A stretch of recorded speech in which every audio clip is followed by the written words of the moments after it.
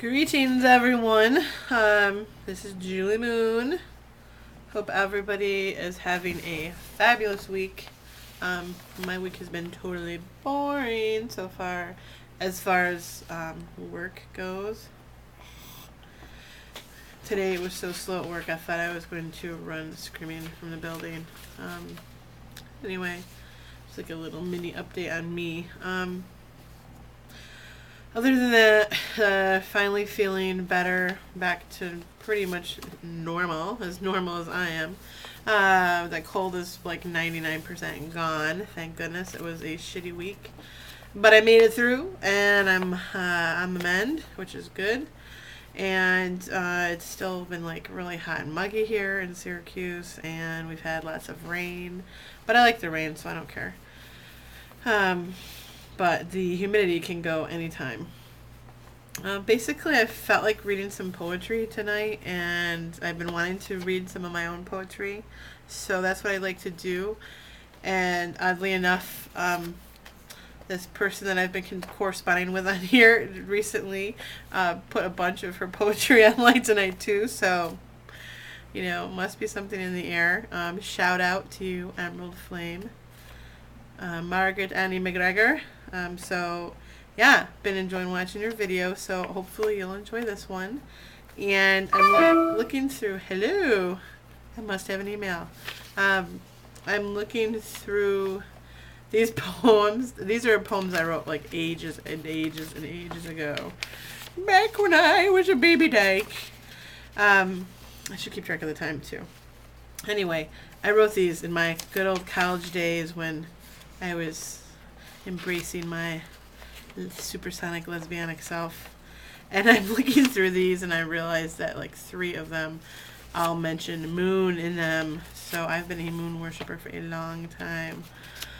I don't know if I'm going to read all these, but I'll read a few. I don't want the video to be super long. If I don't read them all in this one, I'll do a part 2. The first one is called Waiting for the Moon. And I wrote this on February 26, 1996. Some of you watching were probably little children then. But anyway, hopefully you're old enough to enjoy. Some of these do have mature content, so please be advised. I am not putting an age restriction on my poems like Emerald Flame 69, but please be advised some of these are mature concepts. Waiting for the moon. I'm waiting for the moon to spill onto my tongue and drip down my throat. I'm waiting for the moon to pool in my blood, reflecting all that I am and once was. I wait with the stars for her, my mouth open, tongue outstretched. She comes slowly, bathed in abalone milk. I drink without breathing.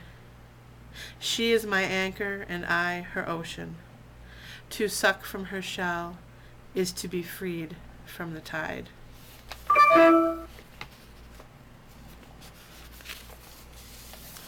That's one of my favorite pieces. The next piece is untitled, and I'll just launch into it. Swallowing wet, salty dreams of sandalwood passion, your strong hands convince me time and again, carving pillars out of my voice. The curtains blow softly. I listen to you breathe, calming like the cry of the sea, reassuring as the waning moon.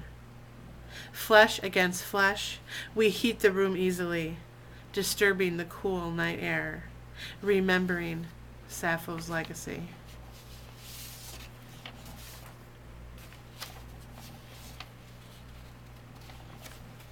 This next piece is entitled Aftertaste, and I wrote this in February of 96 as well.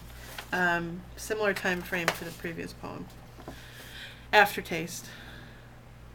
It must be strange to feel the sun.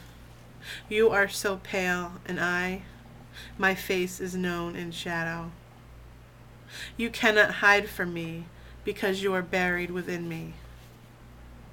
I open my mouth to find you pressed so evenly on my tongue.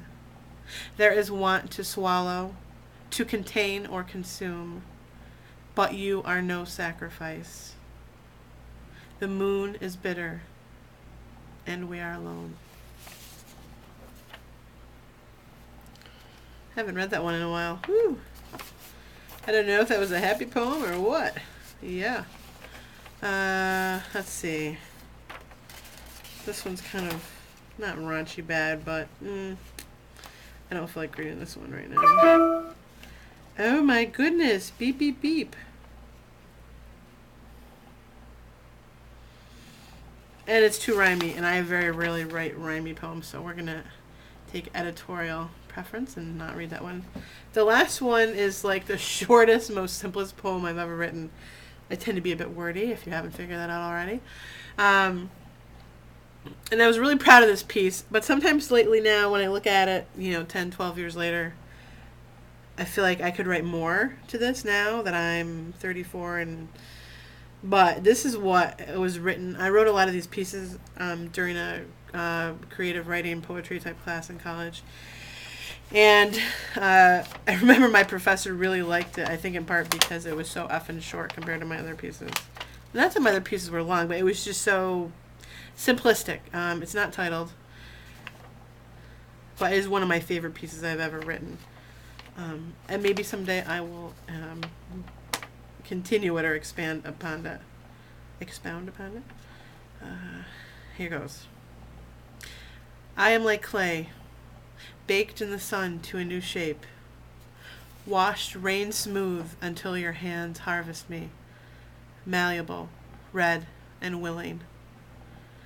I am like a bowl, large and round, with much space. That's it. That's all she wrote, folks. So see, I think I can add on to that. I don't know.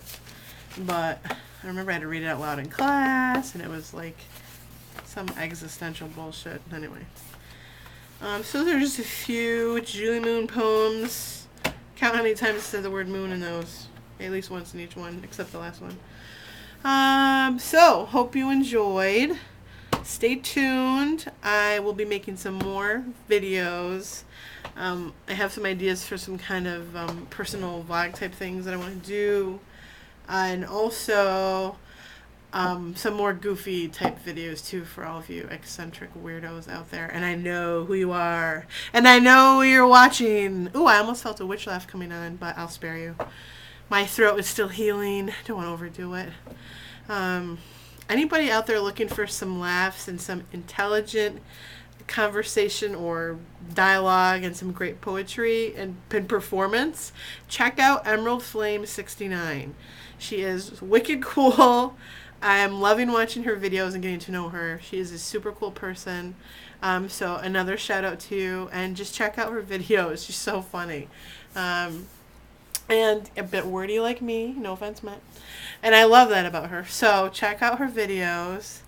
And thanks to my new subscribers and added friends and all that good stuff. Shout out to Winter Win Win. Hope you're doing well, my dear. Love your videos, and hope you're doing well. I'm thinking of you.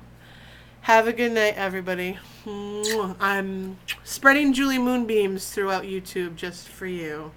Peace.